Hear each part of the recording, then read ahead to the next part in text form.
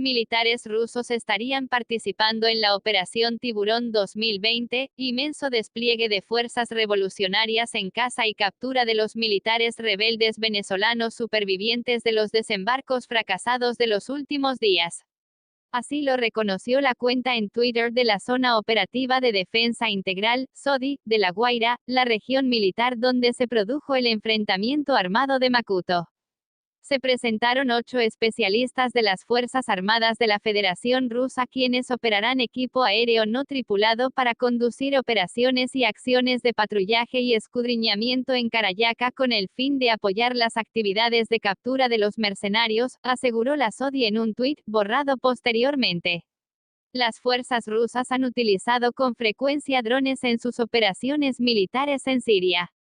En Karayaka fueron capturados los 3 últimos comandos de la Operación Gedeón, que pretendía capturar a Nicolás Maduro para trasladarlo hasta Estados Unidos. Se trata de un policía de Caracas, un sargento de la Guardia Nacional Bolivariana y un sargento de la Armada.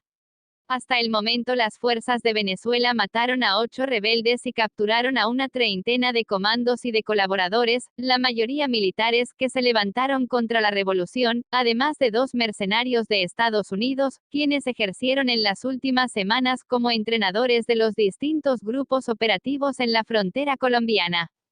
Tarek William Saab, el fiscal del gobierno de Maduro, adelantó que preparan la audiencia de imputación contra los 2 veteranos ex Boinas Verdes.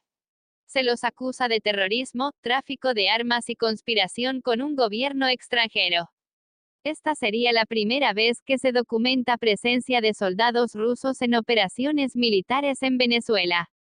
Hasta la fecha, la cooperación militar consistía en asistencia técnica en función de los sistemas de armas rusos que Venezuela ha adquirido a ese país desde el año 2005. Los militares rusos arribaron en una aeronave en la tarde del jueves para ayudar en el operativo contra los insurrectos. Medios locales informaron también que esta mañana otro avión ruso, de la compañía Azur Air, aterrizó en Venezuela. Horas después de borrar el mensaje en las redes sociales, el diario chavista Últimas Noticias matizó que existían obstáculos para operar con sus drones. Se trataría de la primera acción militar sobre el terreno de fuerzas rusas en las 4 últimas décadas en el continente.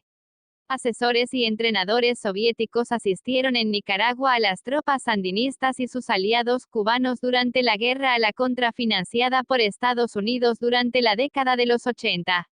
De confirmarse, estamos ante una acción militar directa con la anuencia del gobierno del país, de una potencia extracontinental en América, que va mucho más allá de los vínculos que ha tenido el gobierno de Estados Unidos con los ejércitos de la región, dijo a La Nación el historiador cubano Armando Chaguaceda, experto en revoluciones. En las acciones rusas en Siria operan pequeños equipos de fuerzas especiales con alta tecnología combinando fuerzas oficiales del Estado ruso con paramilitares, añade. Cuando los militares rusos vinieron a emplazar todo el sistema de defensa antiaérea estaban operando en territorio venezolano. Ahora existe claramente la evidencia. Estamos ante un hecho gravísimo desde el punto de vista de soberanía nacional y política interna, pero indiscutiblemente desde la geopolítica es de enorme impacto, añade San Miguel, quien insiste además en que la utilización de ejércitos extranjeros debe ser autorizada por el Parlamento. Un tablero geopolítico en el que también participa Estados Unidos, cuyo presidente volvió a negar hoy cualquier participación de su gobierno en los desembarcos. Si yo quisiera ir a Venezuela, no lo haría en secreto. Entraría y no harían nada al respecto. Se darían la vuelta. No enviaría un pequeño grupo, sería un ejército, una invasión, dijo Donald Trump. Los antecedentes históricos más cercanos de la presencia militar rusa conducen hasta Cuba, con la brigada de 4 batallones tras la crisis del Caribe, que permaneció en la isla hasta el año 91, precisa Chaguaceda. Y la participación en Nicaragua de militares rusos que acompañaron a acciones de contrainsurgencia, como es esta, concluye el historiador.